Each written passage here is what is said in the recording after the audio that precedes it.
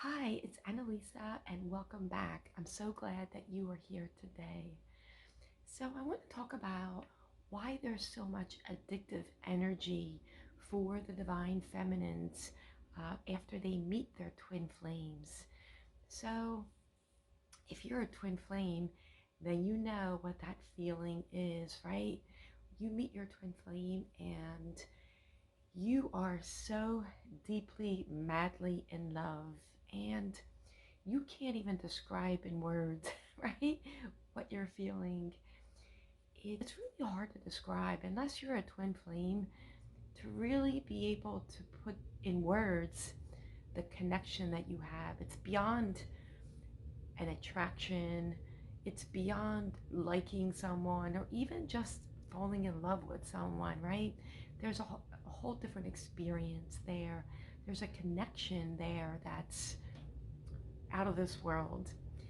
And what happens is when separation kicks in, because we know that all twin flames go into separation, so you're not alone. All twin flames go into separation. Have never heard of anyone that has not. I mean, there may be 1%, but I've never heard of anyone that does not go into separation.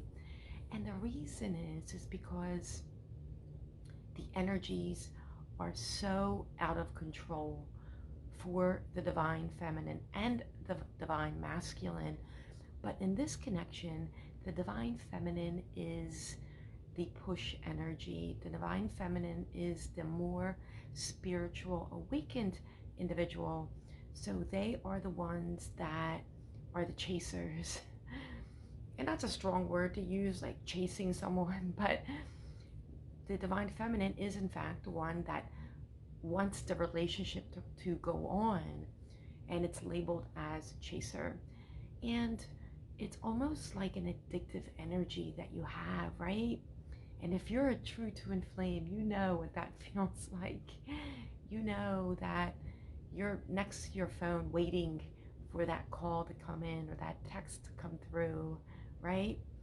And you want to do everything possible to make that person happy. You want to say the right things. You want to meet as quickly as you can, right? So you know what that energy is like. And the reason that separation happens is because it is overwhelming. The the connection could never survive in the beginning phase, and that's why it's called, you may have heard this before, the bubble love stage. And it cannot survive if that was the way the connection would last forever. And that's why separation happens. But there is an addictive energy for sure. Absolutely. There's an addictive energy. And when you're in separation, it's hard to understand why they separated. And nothing kind of makes sense because the connection was going the way it should have been going, right? And it seemed by you that everything was fine. But they leave because they are overwhelmed. They have to face their insecurities and they have no choice but to separate. But you're still in that addictive energy, right? Because there's a lot of questions that come up at this time. Because this beginning stage is so hard, and so many questions and confusion. And then you begin stalking, right? Everyone stalks, right? Or just about everybody stalks in some form or another, right? And I don't literally mean, driving by their house, though you could have done that if they lived close to you. But stalking in the sense that you're trying to figure out what is going on. You're looking at their social media, you're um, following someone that follows them. So you're trying to get that hit, right? Because that hit is what you need to keep yourself going. And that's considered addictive energy. And that energy will keep you looping forever and ever and ever and ever until you decide that you can't continue to do that anymore, because it isn't healthy, right?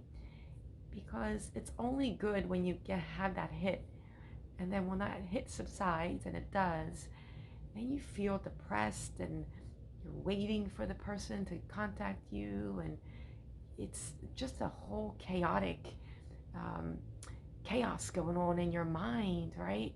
A million thoughts are going through your mind, and there's an addictive energy that you can't get rid of, and then you're trying to get possibly readings, right?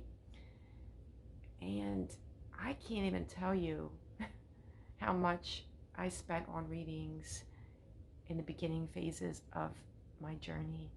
It's, I can't even think about that, but it's true.